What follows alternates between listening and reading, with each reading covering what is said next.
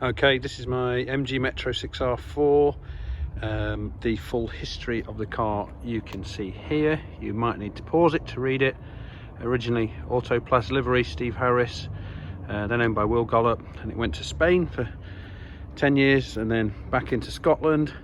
And when it was in Scotland, that was when the mechanics were changed. The original engine was blown and sold as scrap and replaced with a Jaguar 3-litre V6, and a sequential gearbox was fitted, which is an elite one. They made 3 or 4 of them for rallycross, I think, and yeah, they put one of those in as well, so it certainly makes it easier to drive than the standard box. Also had some nice guest drivers in this. Richard Burns drove it when it was with its first ever owner. The WRC driver Craig Breen also drove it, and Harry Toivonen has had a run in the car as well on the World Rally GB stage at Cholmondeley Park. It's also, as far as we know, the only 6R4 that's been to Buckingham Palace. That was for the Queen's 90th birthday celebration. So I bought the car in 2015, and since then we've been giving it a refurbishment and a rebuild and tidying up everything. Had a hard life, competed all the way through its life. It had actually finished the Snowman Rally in 2015, just before I bought it. Part of the refurbishment included new panels. Everything's done in Kevlar. You can see the weave just through the paint there, so that's taken some weight out of the car. All the doors are cut out, as much weight out of there as possible. The inner handle removed, and just that cable fitted that you pull down to get out.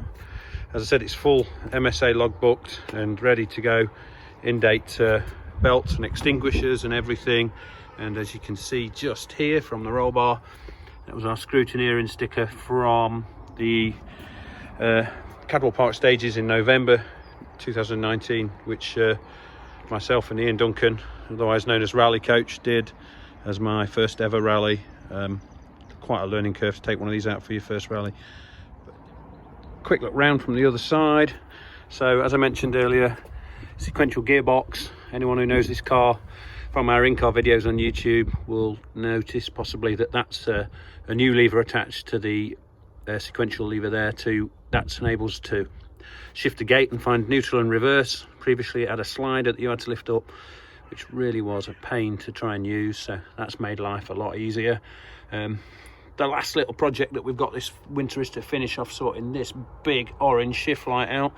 At the moment, yeah, it's just not kicking in. It's now wired to the ECU. The ECU's gonna fire that up, and if I haven't changed gear, it'll remind me by blinding me, more than likely. So this is the Duratec Jag 3-litre V6. I think they're actually 2.9, but this one's been bored out to 3 and had all kinds of work done to it with Piper cams and steel rods and goodness knows what else. If I was more mechanical, I'd be able to explain that much better, but I just tend to sit in the front seat and press the pedals and steer the wheel. So yeah, 3-litre Jaguar V6. We had it on Sheffield Rolling Road last year, and it's running 360 brake horsepower, 340 pounds-feet of torque.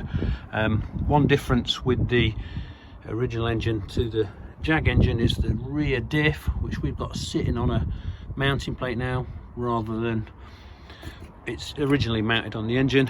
Apart from that, everything else is original 6R4, as in you know, it's an original shell. We know it's the shell that the car came out of the factory with. Diffs and everything else are, you know, are original 6R4, just a different gearbox, different engine. Behind the gear lever we've got the control box for the in-car camera and the intercom. Those two are linked together, which makes for some great in-car footage with conversation, pace notes, or swearing if it's a passenger ride. There's the in-car camera that points forward just over our shoulders, and then behind the seat here on the driver's side you've got the ECU, which on this car is a DTA S60, not a Lucas Mikos like the original cars. Final thing I wanted to point out that some may have noticed already, twin tanks on this car. So we're running a reserve on the navigator side, main tank on the driver's side, A 50 litre main tank with a 25 litre reserve tank.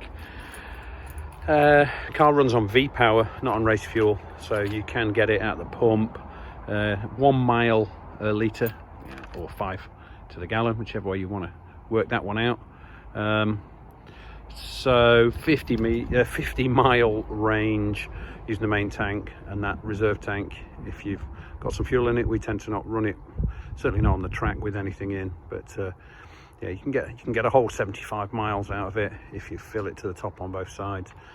It's just not a great idea, 75 miles, and especially around a track. If you run a big mileage like that, we run 100 miles one day in a track day, and the next day when I woke up it felt like I'd run myself over. So yeah, they're a brutal thing to spend 100 miles sitting in, so it's a lot of fun.